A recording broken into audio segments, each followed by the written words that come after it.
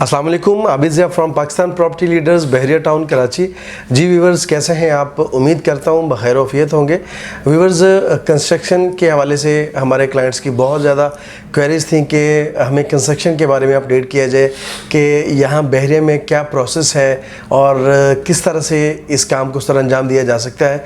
तो उसके लिए हमने क्लाइंट्स की क्वेरीज को मद्देनज़र रखते हुए हमने आज इन्वाइट किया है मोज़ा होम कंस्ट्रक्शन कंपनी के जो CEO हैं मुजाहिद इकबाल साहब। उनको आज हम उनसे वो सारे सवाल करेंगे जो हमारे क्लाइंट्स हमसे करते हैं। अस्सलाम वालेकुम जी। वालेकुम अस्सलाम। मुजाहिद साहब कैसे हैं आप? अल्हम्दुलिल्लाह, आप सुनाएं कैसी तबीयत? अल्हम्दुलिल्लाह। अच्छा मुजाहिद साहब, पहले तो क्रेडिबिलिटी चेक की जाती है कि फ़लाँ जो बिल्डर है वो कितने अरसे से काम कर रहा है, उसने क्या क्या डिलीवर किया है। तो आप अपने बारे में कुछ बताइए कि बहरिया टाउन कराची में आप कितनी देर से यहाँ पे काम कर रहे हैं और कितने प्रोजेक्ट्स हैं वो आप हैंड ओवर कर चुके हैं या पाइपलाइन में है या अंडर कंस्ट्रक्शन है?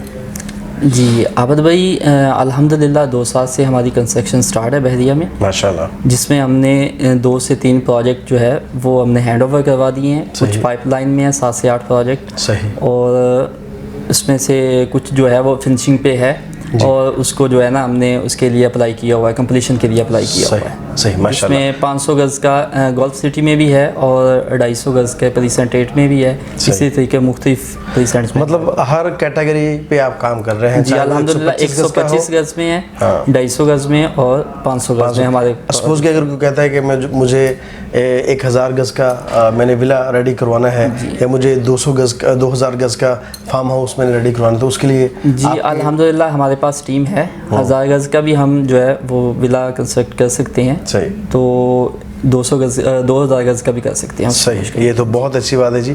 अच्छा, अब सबसे अहम बात कि 125 गज़ का जो कवर्ड एरिया है जी, क्योंकि इसमें काफ़ी कन्फ्यूजन होती है। हमारे क्लाइंट्स को भी बाज़ औक़ात हम समझाने की कोशिश कर रहे होते हैं या उनको गाइड करने की कोशिश कर रहे होते हैं कि इसका कवर्ड एरिया इतना बनता है, तो इतना समझ में नहीं आता। 125 और 250 ये हमारे पास कॉमन क्लाइंट्स हैं और बहुत ज़्यादा इनकी क्वेरीज होती हैं। जी जी बिल्कुल। 125 गज़ का और 250 गज़ का, दोनों का 1 बाय 1 मुझे कवर्ड एरिया बता दीजिए। आबिद भाई, जो 125 गज़ है इसमें कवर्ड एरिया जो अकाउंट किया जाता है वो है 2100 स्क्वायर यार्ड। सही, 2100 स्क्वायर यार्ड होता है। उसमें टोटल उसकी जो boundary walls, parapet walls, overhead tank जो होता है, यूजी टैंक होता है, उसमें हर चीज़ उसमें शामिल होती है। अच्छा। तो वो 2100 स्क्वायर यार्ड राउंड फिगर होता है ये। तो 250 गज़ का जो है वो 3900 स्क्वायर यार्ड होता है, 3900 स्क्वायर यार्ड। उसमें भी यही चीज़ें जो शामिल होती हैं। जो ओपन एरिया होता है उसका 50% कवर्ड एरिया लिया जाता है। जो गैलरीज होती हैं, पैसेज जो होता है उसका 50% लिया जाता है। अच्छा, इसमें 125 गज़ में आपको टाइम कितना लगता है कंस्ट्रक्शन में और 250 गज़ में कितना टाइम लगता है आपको डे 1 से हर चीज़ प्रोसीड करने के बाद?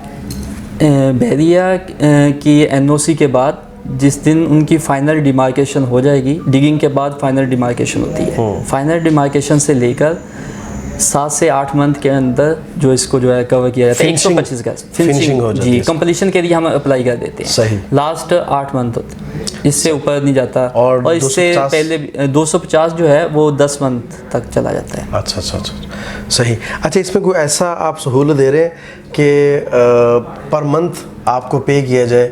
सपोज़ कि मेरा प्लॉट है, मैं उस पर कंस्ट्रक्शन करवाना चाह रहा हूँ, आपने उसका एस्टिमेट लगा के दे दिया। सपोज़ के 1 करोड़ का आपने मुझे एस्टिमेट दे दिया, मैं आपसे कहता हूँ कि ये 20 लाख पकड़ें और फिर हर मंथ जैसे जैसे काम मैं देखता जाऊँ, जैसे जैसे आप मुझे अपडेट करते जाएँ, मुझे तस्वीरें सेंड करें। सपोज़ कि मैं ओवरसीज़ क्लाइंट हूँ जी, तो उसी हिसाब से मैं आपको पर मंथ पैसे भेजता हूँ, ऐसे आप करते हैं? जी बिल्कुल करते हैं। हमारे प्रोजेक्ट जो चल रहे हैं, गोल्फ सिटी में जो प्रोजेक्ट चल रहा है वो इसी बेस पे चल रहा है।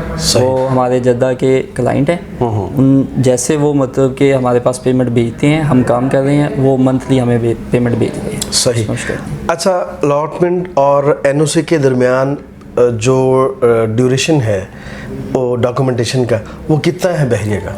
वो बहरिया वाले तो 2 मंथ बोलते हैं, लेकिन इसमें 2.5 से 3 मंथ लग जाते हैं। सही। उसमें सबसे पहले आपने डिज़ाइन फ़ीस जमा करवानी होती है। डिज़ाइन फ़ीस जब आप जमा करवाएंगे उसके बाद आपको जो है डिमार्केशन देंगे, आपके प्लॉट की निशानदेही कर देंगे बहरिया वाले। उसके बाद आपने सॉइल टेस्ट करवाना है। सही। जैसे आपका सॉइल टेस्ट रिपोर्ट आएगी उसके ऊपर फिर आपकी ड्राइंग बनेगी। सही। एक आर्किटेक्ट ड्राइंग होती है जो बहरिया खुद बना के देता है, और एक स्ट्रक्चर ड्राइंग होती है और MEP जो कि हमने बाहर से इंजीनियर से बनवानी होती है। सही। जब वो प्रोसीजर कंप्लीट हो जाता है तो वो सब सबमिट करवा देते हैं बहरिया हेड ऑफिस में। उसके बाद फिर हमें NOC मिल जाती है। ये सारी बहरिया की डॉक्यूमेंटेशन है जी जी बिल्कुल, जो आपने डिटेल में बताई। जी। अच्छा, जो इसमें जो ओनर है प्लॉट का, उसका यहाँ पे होना बहुत लाजम तो नहीं है कि फ़लाँ जो डॉक्यूमेंट्स हैं उसके ऊपर वो साइन करेगा, सिग्नेचर्स होंगे तो फिर बहरिया आगे प्रोसीड करेगा? ये सारा काम आप खुद ही प्रोसीड कर लेते हैं? इनके लिए एक तो अथॉरिटी लेटर देना पड़ेगा उनको, ऑनर को अथॉरिटी लेटर देना पड़ेगा, और साथ ओरिजिनल डॉक्यूमेंट्स। सही। जैसा कि अलॉटमेंट लेटर वो ओरिजिनल चाहिए होगा। अच्छा। डिज़ाइन फीस जब जमा करवाएंगे उसके बाद जब उन्होंने अथॉरिटी लेटर दे दिया तो बस वो अथॉरिटी पर्सन ही जाएगा, उसमें ऑनर का आना ज़रूरी नहीं है। सही जी।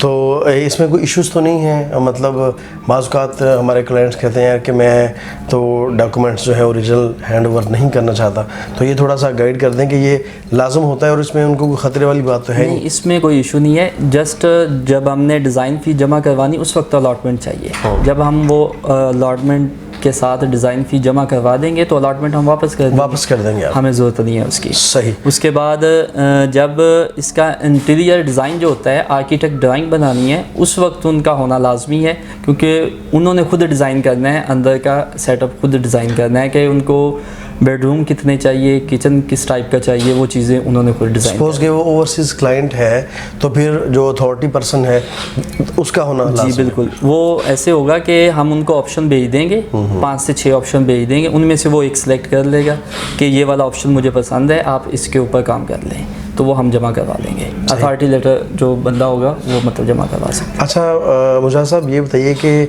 बहरिया में बहुत ये बात पता है सबको, मोस्टली लोगों को पता है, मोस्टली जो क्लाइंट्स हैं वो सवाल करते हैं एलिवेशन का, कि जो फ्रंट का एलिवेशन है ये पूरे प्रिसन का एक जैसा होना चाहिए या एक स्ट्रीट का एक जैसा होना चाहिए? इस पर थोड़ा सा गाइड करें। और अंदर का जो है उसमें सपोज के 125 गज़ का है और उसमें कोई रूम्स का है कि आप सिर्फ इतने रूम ही बना सकते हैं, मतलब 2 या 3 रूम बना सकते हैं, इससे ज़्यादा नहीं बना सकते, या सिर्फ मेन जो एलिवेशन है वही काउंट होता है?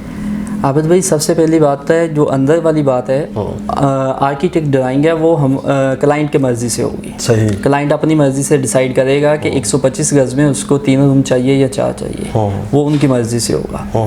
जो एलिवेशन की आपने बात की है, स्ट्रीट में एक कोने से स्टार्ट होकर, कॉर्नर से स्टार्ट होकर सेमी कॉर्नर तक जो है वो एक ही फ्रंट एलिवेशन जाएगा। सही। अगर सेमी कॉर्नर आ गया, आगे स्ट्रीट वही जा रही है, उसी साइड लेफ्ट साइड ही फर्ज करे जा रही है, तो लेफ्ट साइड में अगर सेमी कॉर्नर के बाद है तो वो एलिवेशन चेंज हो सकता है। लेकिन उसकी सबसे पहली शर्त ये है कि उस पूरी स्ट्रीट में पहले कोई NOC ना हुआ हो। अगर NOC हो गया है तो वही एलिवेशन आपको चूज़ करना पड़ेगा। मतलब ये बहरी ने एज दिया है उस पहले पर्सन को, उस पहले ओनर को जो पहले वहाँ पे कंस्ट्रक्शन करवाता है, तो उसी हिसाब से पूरी स्ट्रीट में एलिवेशन बनेगा। जी बिल्कुल। सही। बहुत शुक्रिया मुजाहिद साहब, आपने अपने कीमती टाइम में से हमें टाइम दिया और बहुत सी क्वेरीज जो है हमारे क्लाइंट्स की उनको क्लियर किया। व्यूअर्स, इसके अलावा भी आपकी कंस्ट्रक्शन के हवाले से या ओवरऑल बहरिया के हवाले से आपकी कोई भी क्वेरीज हो, कुछ भी आप जानना चाह रहे हो, तो स्क्रीन पे दिए गए नंबर्स पर रब्ता कर सकते हैं। मुझे दीजिए इजाज़त। अल्लाह हाफिज़।